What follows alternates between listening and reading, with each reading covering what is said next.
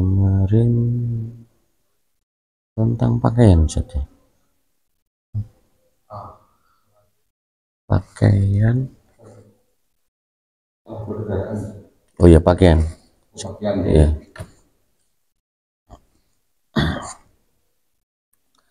Bismillahirrahmanirrahim. Assalamualaikum warahmatullahi wabarakatuh. Alhamdulillah, innal hamdalillah nahmaduhu wa nasta'inuhu wa nastaghfiruh wa na'udzu billahi min shururi anfusina wa min sayyiati a'malina. May yahdihillahu fala mudilla lahu wa may yudlil fala hadiyalah. Asyhadu an la ilaha illallah asyhadu anna Muhammadan abduhu rasuluh. Amma ba'du. Alhamdulillahirabbil alamin. Kita bisa salat subuh berjamaah dan mudah-mudahan Allah selalu memberi kekuatan kepada kita untuk melaksanakan ibadah. Salawat serta salam mudah-mudahan tetap tercurahkan pada baginda Rasulullah sallallahu alaihi wasallam. Jamaah salat subuh yang dimuliakan oleh Allah, untuk pagi hari ini kita akan lanjutkan, yaitu bab tentang adab perilaku fitrah. Seorang muslim yang pasti terikat dengan ajaran-ajaran kitabullah dan sunnah Rasulullah, yaitu Al-Quran dan Al-Hadis, sehingga seorang muslim di bawah sinarnya, cahayanya, nurnya keduanya, dan juga menyesuaikan diri dengan segala urusan, semuanya akan ada dirujuk pada Al-Quran dan Al-Hadis. Sebagaimana firman Allah, A'udzubillahi minasyaitonirrajim, Bismillahirrahmanirrahim, wa ma kana lil mu'mini wa la mu'minatin idza qadallahu wa rasuluh amran ayyakuna lahumul khiyaratu min amrihim. Dan tidaklah patut bagi laki-laki yang mukmin dan tidak pula bagi perempuan yang mukmin apabila Allah dan Rasulnya telah menetapkan suatu ketetapan, akan ada bagi mereka pilihan yang lain tentang urusan mereka. Begitu pula firman-Nya di dalam surat Al-Hasr, apa yang diberikan Rasul kepadamu maka terimalah ia, dan apa yang dilarangnya maka bagimu maka tinggalkanlah. Jadi itu sebagai penguat, gitu ya, penguat apa yang disabdakan oleh Rasul, yang dicontohkan oleh Rasul akan kebaikan, maka ikutilah, gitu ya. Begitu juga sabda Rasulullah berikutnya, la yu'minu ahadukum hatta yakuna hawahu taba'an lima ji'tu bih. Masing-masing kalian tidak beriman sebelum keinginannya mengikuti ajaran yang aku bawa. Jadi, makanya sunnah-sunnahnya, apa yang ya sebagai yang wajib pun dan diperkuat oleh Rasulullah, itu patut wajib kita ikuti. Begitu pula sabdanya, barang siapa melakukan suatu perbuatan yang tidak berdasarkan agama kami, maka perbuatan itu tertolak. Jadi karena itulah seorang muslim memiliki adab-adab berikut perihal perilaku fitrah yang diriwayatkan Nabi. 5 hal yang tergolong fitrah. Ya, yang pertama adalah fitrah itu suci, ya, mensucikan. Fitrah yaitu yang pertama mencukur rambut kemaluan, khitan, memotong kumis, mencabut rambut ketiak, dan memotong kuku. Itu bagian dari jadi lalu adab-adabnya ini sebenarnya bahasanya ini tentang 5 hal tadi itu, Ustaz. Jadi tentang adab-adabnya, cuman mungkin kita akan coba persingkat saja ya.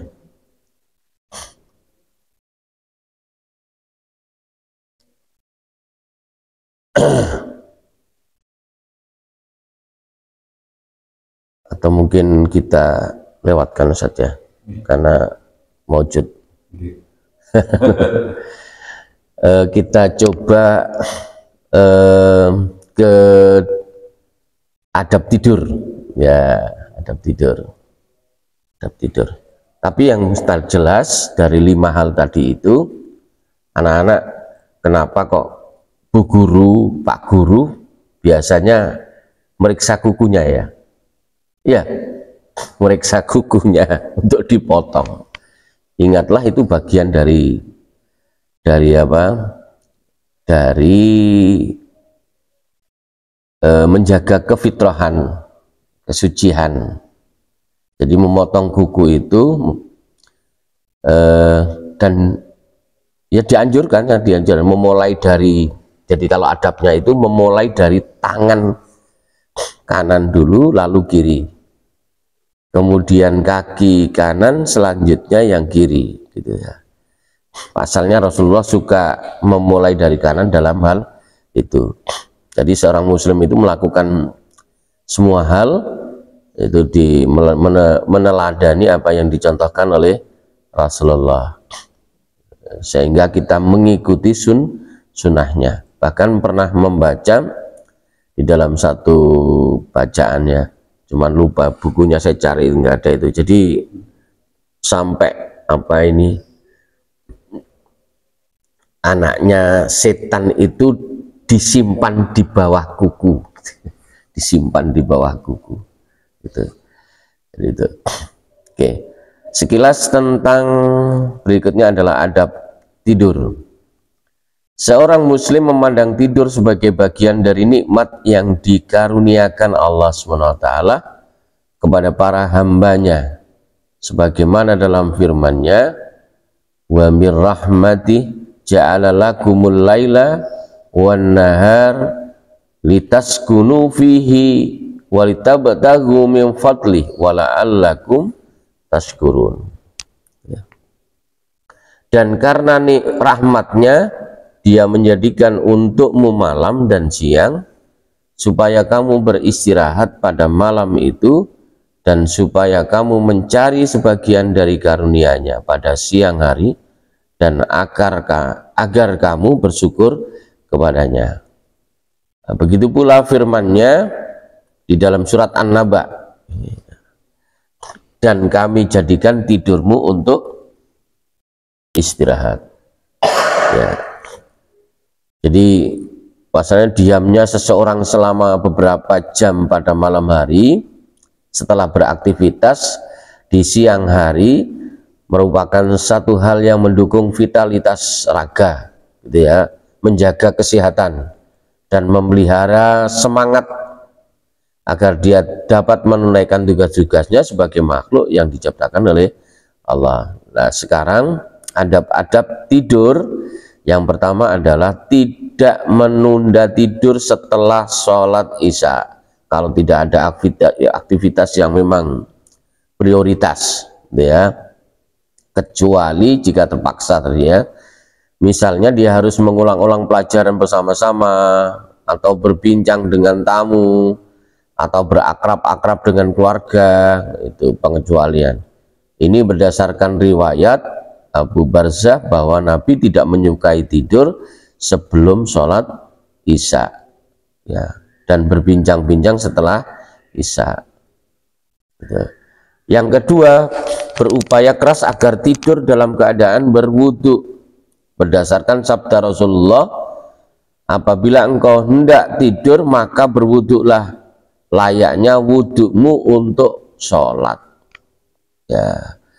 Masalah sudah berwudu mau tidur setelah itu batal gitu ya, itu sudah, itu tidak masalah ya, tidak masalah.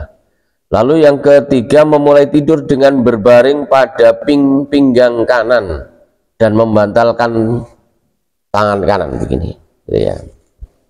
Setelah itu tidak mengapa beralih pada pinggang kiri, misalnya setelah itu tidak apa-apa. Atau mungkin berdasarkan Rasulullah, apabila engkau tidak tidur maka berwudulah layaknya wudhumu untuk sholat, lalu berbaringlah pada pinggang kananmu. Nah kalau sudah tidur kan nggak sadar, bisa jadi Vira sama Rizka malah kakinya di kepalanya Rizka gitu ya, karena tidurnya nggak sadar gitu ya, nggak sadar. Jadi itu di awal ya, disunahkan di awal. Malah yang tidak boleh itu itu dalam kondisi tengkurap gitu ya, boleh. Lalu berikutnya tidak tengkurap. Nah ini saat tidur malam maupun siang. Innaha liqatul ahlin nar, sesungguhnya itu adalah cara berbaringnya penghuni neraka. Apalagi nggak begini ya. Tak boleh ya tidurnya. Beliau juga bersabda, sesungguhnya itu adalah cara berbaring yang tidak disukai oleh Allah. Tapi kalau belum tahu ya enggak apa-apa ya, karena ya kalau belum tahu kan ya semuanya dimaafkan oleh Allah ya, dengan lalu berzikir dengan membaca subhanallah, alhamdulillah, wallahu akbar, subhanallah, alhamdulillah, Allahu akbar. Itu ini saya singkat-singkat aja. Dan yang berikutnya doa-doa yang mungkin seperti membaca Al-Fatihah, permulaan Al-Baqarah 1 sampai 5 ya, ayat kursi, itu juga merupakan anjuran.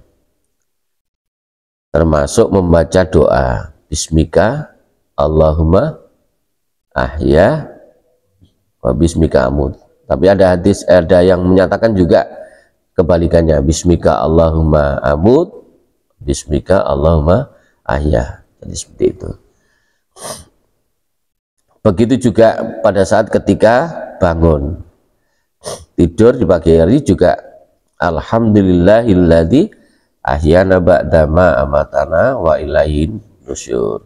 Segala puji bagi Allah yang menghidupkan kami setelah mematikan kami dan adalah kepadanya tempat kembali. Gitu.